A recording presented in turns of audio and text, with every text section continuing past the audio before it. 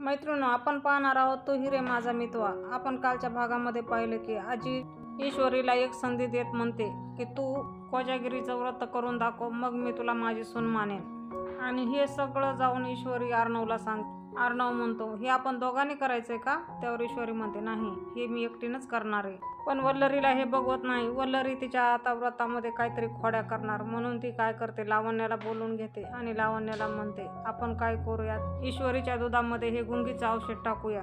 3 थेंब जर टाकले तर तिचं व्रत पूर्ण होणार नाही।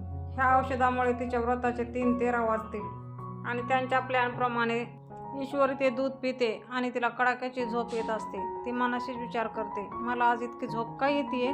तिला थोडा संशय येतो, म्हणून ती किचनमध्ये जाते। किचनमधल्या दुधाचे 2-4 थेंब हातावर घेऊन त्याचा वास घेते आणि म्हणते, हे तर दूध चांगलं वाटतंय। माझ्या दुधाचा असा कडवट वास काय येत होता, का लागत होतं ते तसं। आता ही ती अर्णवला सांगत असते आणि अर्णव तिचं व्रत पूर्ण होण्यासाठी तिची मदत करतो। तिच्यासोबत एक खूप गमतीशीर डान्स करतो। हा डान्स पाहायला खूप मजा येते मैत्रिणींनो, नक्की टीव्हीवर बघा।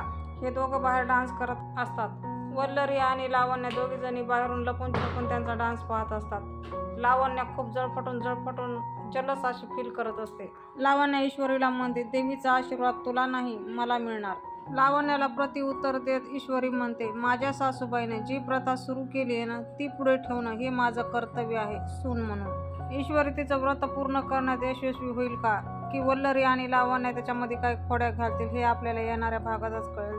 हे जाणून घेण्यासाठी आजच आपलं चॅनल सबस्क्राईब करा, बेल आयकॉन प्रेस करायला विसरू नका। भेटूया आपण उद्याच्या भागात।